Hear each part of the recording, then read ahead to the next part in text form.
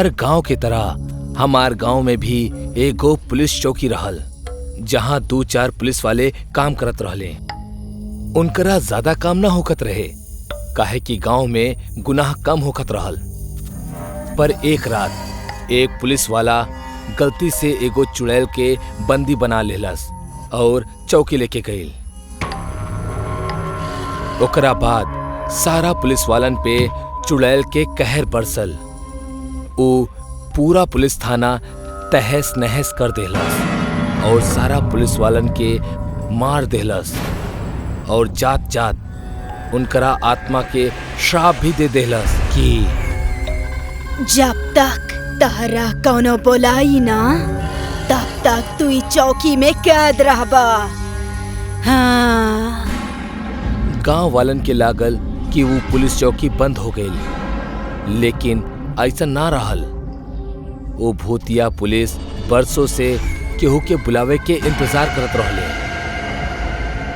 रात के समय एगो शराबी नशा में चौकी की तरफ आवत रहल। वो चौकी के नजदीक आयल और सीढ़ी पे गिर गईल। ओके आवत ही चौकी के अंदर लाइट चालू हो गईल और दरवाजा खुल गईल। शराबी देखलस कि अंदर एगो शराब के बोतल रहल। वो ओकरा लेवे के खातिर अंदर भागल और दरवाजा बंद हो गईल। शराबी बोतल उठौलस और जल्दी से पिए लागल।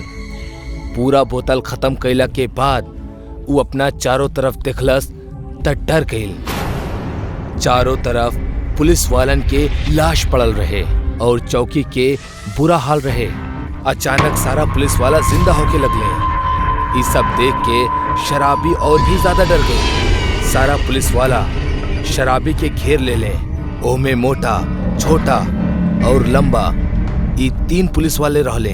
वो पुलिस वालन के हालत बहुत ही भयानक रहल। सबके कपड़ा फटल रहल और शरीर सड़ चुकल रहल। डरब बंद करा। अगर हमने जैसन कहा वैसा ही करबा तो तोहरा ढेर सारा शराब पिए के मिली। तोहरा बाहर जाके गांव में चोरी करे के होगी और ओकरा बाद गांव वाले हमने के बुलाई हैं।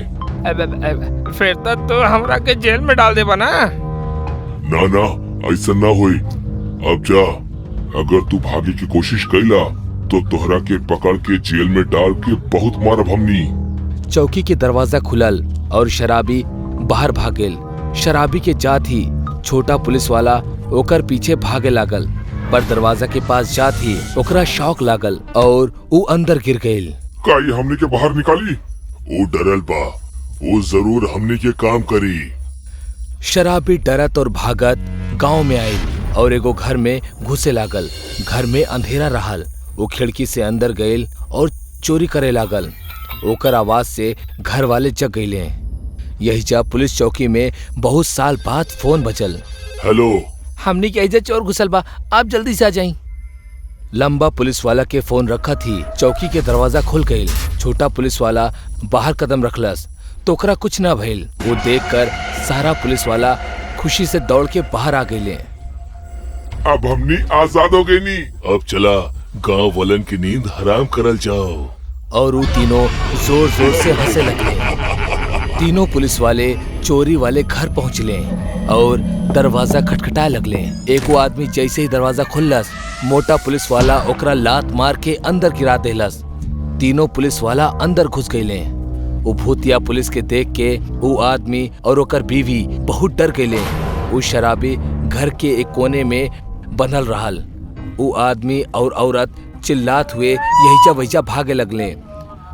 मोटा पुलिस वाला छोटा पुलिस वाला के सिर उठा के आदमी के पीठ पे दे मरलस और जोर जोर से हंसे लागल। छोटा पुलिस वाला भी मोटा पुलिस वाला के सिर उखाड़ के औरत पे मरलस। आदमी और औरत दोनों ही नीचे गिर गए। लंबा पुलिस वाला अपना गर्दन लंबा कैलस और दोनों के ओह में जकड़ लेलस। इतना बरस के तड़प रहल, आज पूरा हो गई। इतना कह के वो अपना गर्दन से वो दोनों के दबाव शुरू कर देलस। दोनों ही दर्द के मारे जोर जोर से चिल्लाए लगले। उनकर मुंह और कान से खून बह लागल और धीरे धीरे उनकर मौत हो गई। उनकर मरला के बाद वो पुलिस वाला गर्दन के पकड़ ढीली कर दिलस और वो दोनों नीचे गिर गए। तू दोनों अपन अपन सिर वापस लगा ला और भी घर पर चल बा। जैसन तू काले डाला वैसन हम कर देनी। अब तो हमके शराब देके ज्यादा जरूर जा दे। इतना कह के वो छोटा पुलिस वाला उस शराबी के पास गए और ओकर सिर उखाड़े लागल। शराबी के गर्दन से खून बहे लागल और दर्द के मारे ओकर आवाज भी न निकल पावत रहल। वो पुलिस वाला ओकर सिर उखाड़ के अपना शरीर पे लगा लेलस। हमरा के अपन चेहरा पसंद ना आवत रहल। इतना में वो मोटा पुलिस वाला के सिर उड़त उड़त आयल और बोलस, हमरा के भी अपन चेहरा पसंद नहीं खे। वो मोटा पुलिस वाला अपन सिर ओकर शरीर पे चिपका देलस। तीनों पुलिस वाला घर से बाहर निकलले और गांव के बीचों बीच खड़ा होके चिल्लाए लगले, चोर चोर भागा भागा, चोर चोर भागा भागा, चोर चोर भागा भागा। उनकर आवाज सुन के बहुत से लोग बाहर आ गए और वो पुलिस वालन के देख के डर गए। आज ही पूरा गांव के ही खत्म कर दिया जाओ। इतना कह के वो तीनों पुलिस वाला गांव वालन पे टूट पड़ले और सारा लोगन के एक एक करके मारे लगले।